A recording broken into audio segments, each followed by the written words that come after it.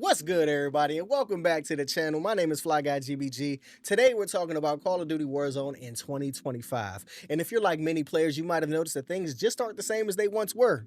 Warzone used to be the crown jewel of battle royales, dominating the scene with its mechanics and action-packed gameplay.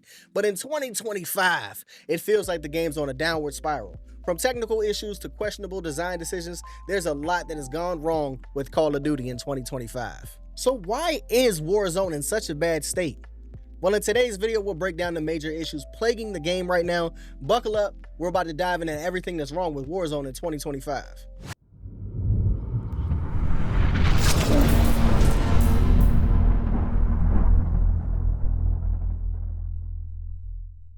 Real quick before we jump into today's topic, go ahead and sub to your boy if you are new, turn on those notifications and like the video, it really helps your boy out. But let's get to it. Let's start with one of the most glaring issues, the lack of innovation. When Warzone was first released, it was a breath of fresh air. It combined the fast-paced action of Call of Duty with the open-world chaos of Battle Royale, and it worked. But fast forward to 2025, and it's clear the game has become stagnant. There's no real sense of evolution. We've seen map changes here and there, but they've often felt like reskins rather than true overhauls, while Fortnite, Apex Legends, and even PUBG have continued to evolve with new mechanics, features, and collaborations.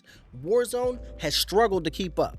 The introduction of new maps and limited time modes has failed to spark any meaningful excitement, and the gameplay loop feels tired. The focus has been incremental updates rather than bold, innovative changes. If you compare Warzone 2.0 today with its launch back in 2022, it feels more like more of the same, with very little forward momentum. Players are asking for new ways to engage with the game, but instead we're seeing the same handful of game modes recycled over and over.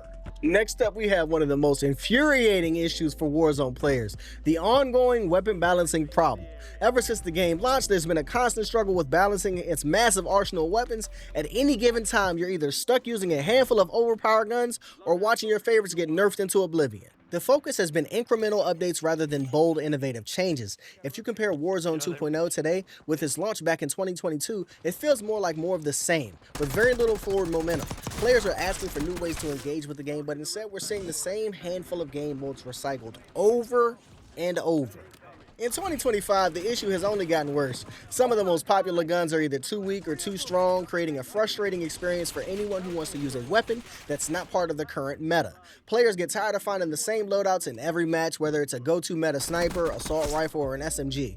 Everyone just gravitates towards the same broken builds because anything else just isn't viable. What's even worse is how long it takes for the developers to address these issues.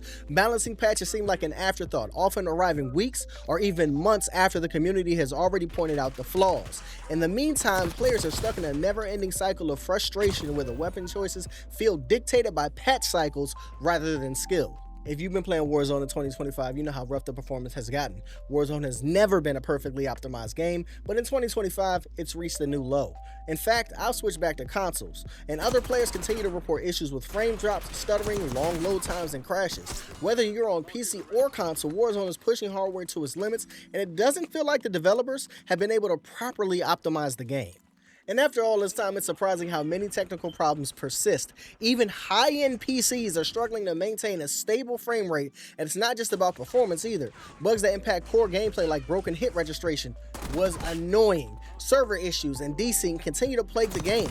These aren't just minor inconveniences, these actively ruin the experience. When you're in the middle of a high-stakes battle and your gunshots don't even register, or the game freezes for a second, that's not acceptable. And let's not forget the massive file sizes. With each new update, Warzone seems to balloon in size, demanding more storage space and download time. For players with limited bandwidth, this is becoming an increasingly frustrating hurdle. The developers seem to be adding more content without considering how it impacts the overall performance of the game. Now let's talk about cheating. Sure. This is a team we killed in the hill. No, I think he turned it off. It is. Yeah, it is. I'm off, bro. I'm out of here. Yeah, it is. He's cheating. He's cheating his ass off, bro. Cheating has been a persistent issue in Warzone from day one, and in 2025, it is worse than ever. The game's free-to-play model has been a major contributing factor to the rampant cheating. Hackers with aimbots, wall hacks, and other cheats are still a constant problem, even after years of attempts to improve the anti-cheat system. The lack of progress in this area has left players feeling demoralized. There is no denying that Warzone's competitive integrity is being compromised by these cheaters. Even if the developers roll out a new anti-cheat software every so often, it never seems to make a lasting impact. The community has lost faith in Warzone's ability to police itself, and that's one of the most damaging things that can happen to any multiplayer game. Players' frustration is so intense you can cut it with a knife, especially when you're grinding for ranks or just trying to have a fun time and suddenly get eliminated by someone who's clearly cheating. When cheating can ruin the game experience at such a high level, it discourages people from even playing. And because there's so many cheaters, often you can't tell when somebody's a good player and if somebody's a cheater. So what ends up happening is most people that play Call of Duty just think that everybody's cheating.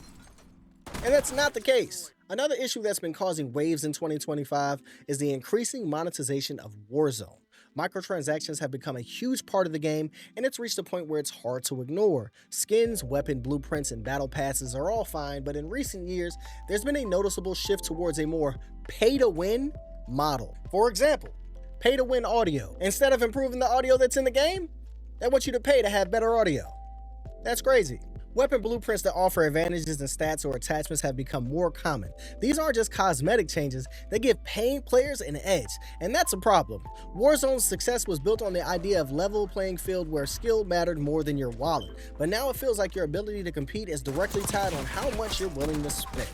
The shift has alienated a lot of the player base, especially those who don't want to keep spending money just to stay competitive. The feeling of pay to win not only hurts the game's reputation, but also discourages players from engaging with content because they know they're not getting the same experience as those who pay more. Finally, there's the issue of community disconnect and poor communication from the developers. One of the most damaging aspects of Warzone in 2025 is how out of touch the developers seem to be with the community.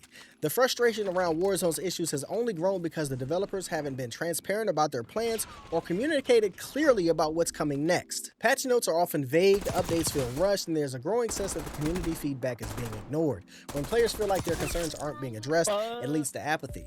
This lack of meaningful interaction between the developers and the player base has led to growing frustration and ultimately many players turning to other games in search of a more fulfilling experience. Off Marvel Rivals. So there it is, from stale gameplay to balancing nightmares, technical issues, and a lack of meaningful communication. It's clear that Call of Duty in 2025 is in a bad state. The game that once dominated the Battle Royale genre now feels like it's just treading water. If the developers want to turn this ship around, they'll need to do more than just drop new content. They need to focus on fixing core issues, improving player experience, and reconnecting with the community. Until then, Warzone's days as the king of Battle Royales might just be numbered. What do you guys think? Are you still playing Warzone in 2025, or have you moved on to greener pastures? I'm still playing Warzone, but I have actually started to play other things as well. But let me know in the comments below, and don't forget to like and subscribe for more content like this. Your boy Fly Guy, I'm out.